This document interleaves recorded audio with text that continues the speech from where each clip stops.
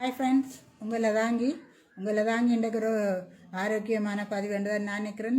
சிலர் சொல்லுவார்கள், இந்த உறவுகளில் சொல்லுவார்கள், ஒன்று ரெண்டு தான் போட மாட்டேங்க, மிச்சம் எல்லாம் வாழ்க்கையில் செய்கிற எல்லாம் போட்டுடுவீங்கண்டு. அது பரவாயில்லை. இப்போ இன்றைக்கு என்னென்னு சொன்னால், நான் அந்த ஒரு அரிசி ஈக்கரிசி இருக்குத்தானே, அந்த ஈக்கரிசியை ஒரு 150 ரூபா அப்படி தான் விற்கிது எல்லா கடையிலும். நான் போய் சதோசாவில் 137 ஏதோ ஒன்று சொன்னால் போல், அப்போ 13 ரூபா லாபம் வந்துட்டு 5 கிலோ வாங்கிட்டேன். ஆனால் அந்த அரிசி அதாவது அந்த நேராக கொடுத்து திரித்து சாப்பிட்ற புட்டுக்கு டேஸ்ட் இல்லை. ஏனெண்டா அதில் அந்த ஒரு மனம் அடிக்குது. அப்போ நாங்கள் அதை கழுவி போட்டு தான் பாய்க்க வேண்டியதாக இருக்குது. அப்போ நான் ஒரு கொஞ்சத்தை தான் நெல்லாலும் கொடுத்தேன்னா, அப்போ அது பெருசாக புட்டுக்கு டேஸ்ட் ஆகலை. ஒரு 15 ரூபா 14 ரூபா கூட கொடுத்தாலும் அது பயனாக இருக்குமென்னு நினைக்கிறேன். அப்போ அந்த மிச்ச அரிசி எல்லாம் இருக்குது, நிறைய 3 கிலோ அரிசி கிட்டே இருக்குன்ட்டு இன்றைக்கு ஒரு பயிற்சார்த்த முயற்சி என்ன, நான் புழுங்கல் அரிசி அல்லது மெட்ட அரிசியில் சாப்பிட்றேன். ஒரு கலம் தீட்டல் பெருசாக சாப்பிட்றேன் இல்லை, ஆனால் ஆரோக்கியமானது தீட்டல்ன்ட்டு சொல்கிறவன். அப்போ ஓகே, இன்றைக்கு அந்த தீட்டல், அதாவது அது நான் என்ன செய்கிறேன்னு தெரியாத நிலையில் அந்த ரைஸை போட்டேன் நான். அப்போ அது ஓகேயாக இருந்தது. இங்கே பாருங்கள், இதுதான் அந்த அரிசி.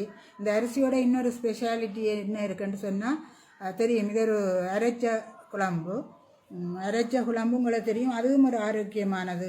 இப்போ நாங்கள் ஒரு 1/4 கிலோ மல்லிக்கு இல்லை ஒரு 1/2 கிலோ மல்லிக்கு அப்படியும் போடலாம். அதுக்கேற்ப சின்ன ஜீரகம், ஒரு கொஞ்சம் மிளகு, செத்தலும் குறைச்சி தான் போடணும். தூளுக்கு மாதிரி போடக்கூடாது, சரியான குறைச்சி போட்டு. வேர்க்கொம்பு தேவையான ஒரு சின்னன் போடலாம். அப்படி அரைச்சி நாங்கள் பவுடராக வச்சுட்டோம்னா அது உடம்புக்கும் ஆரோக்கியம். உரைப்பு சாப்பிடக்கூடாது, ரெண்டு விஷயங்களுக்கு இல்லாமல். தேங்காயும் அதுக்கு கணக்க தேவைப்படாது. தேங்காய் பழம் விடலாம், தேங்காய் கிரைண்டரில் அரைச்சும் போடலாம். இந்த அரைச்ச கறி எனக்கு ஒரு மெமரியை தான் உண்டு பண்ணது. என்னென்னு சொன்னால், எங்களோட சகோதரி, மூத்த சகோதரி, இந்த அரைச்ச கறி எப்போ சமைச்சாலும் எங்களுக்கு விருப்பம் பண்ணிட்டு சொல்லி, நான் எங்கே நின்றாலும் ஸ்கூல் விசிட் போய்க்கு எங்கே நின்றாலும் அவள் கூப்பிடுவா, நான் போய் சாப்பிடுவேன். மிஸ் பண்ணுறேன் எங்களுடைய அக்காவை. பட் எங்களுடைய அம்மாவை மிஸ் பண்ணுறேன்டா, இந்த அம்மா இந்த அரைச்ச குழம்போடு எனக்கு முட்டையை வச்சு தருவாங்க. நாங்கள் அந்த பருவமை இருக்கிற காலத்தில் எனக்கு முட்டை பொரிக்கிற பிடிக்காதுன்னு சொன்னால், அரைச்ச கறிக்கு 1க்கு 2 முட்டையெல்லாம் போட்டு தருவா. அப்போ அம்மாவை மிஸ் பண்ணுறேன். அப்போ இந்த உண்மையாக அந்த அரைச்ச கறி பாருங்க, இவ்வளவு செலவும் மிச்சம். மண்டை பார்த்தீங்களேண்டா 2 பேருக்கான உணவு தான். 2 பேர் பிடிக்காமல் வெளியில் கடை சாப்பாடு போட்டார்கள். கடை சாப்பாடு ஆரோக்கியம் குறைந்துன்னு சொன்னாலும் அதைத்தான் தேடி சாப்பிட்றார்கள். உங்களுக்கு கூட தெரியும், அண்மையில் கொத்து ரொட்டி எங்கேயோ சாப்பிட்டுட்டு அவை அந்த குடும்பத்துக்கு ஒரு டயரியா வயிற்றால் போகிறது வந்து அந்த பிள்ளைக்கு ஊசி போட்டு 2வது ஊசியும் போட்டு செத்தாண்டு நீங்கள் அறிவீங்க. உண்மையில் கடை சாப்பாடு அறவே கூடாது. அதை நீங்கள் அந்த காலத்துலேருந்து இல்லை அதாங்க சொல்லி கொண்டு எனக்கு அது பிடிக்கவும் மாட்டுது. இப்போ இது ஓகேண்டே பாருங்க, இது அதே மாதிரி சுட சாப்பிடுங்க. சுட சாப்பிட்டா வெரி டேஸ்ட்.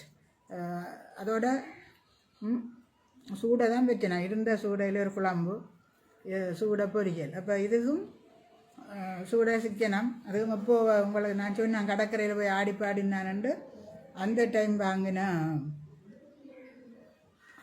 சூடை வச்சு, அதிலும் என்னென்னா நேற்று இது அவியல் வச்ச சூடை இன்றைய குழம்பு ஆகிட்டுது. அவியல்ண்டா புளியில் அவிச்சு வச்சா பழுதாகாது, பால் விட்டால் தான் பழுதாகும். அப்போ ஒரு 5-6 சூடை புளியில் அவிச்சு வச்சேன்னா இன்றைக்கு அதே சூடை எடுத்து குழம்புக்கு போட்டேன்னா, இது ஏற்கனவே பொரித்த சூடை தான், அவிச்சதுலேருந்து பொரித்த சூடை. அப்போ இதுதான் என் உணவு. இது ஆரோக்கியம், எந்த வித தீங்கும் இல்லாத உணவு. இப்படி உணவை நீங்களும் செய்து சாப்பிடுங்க.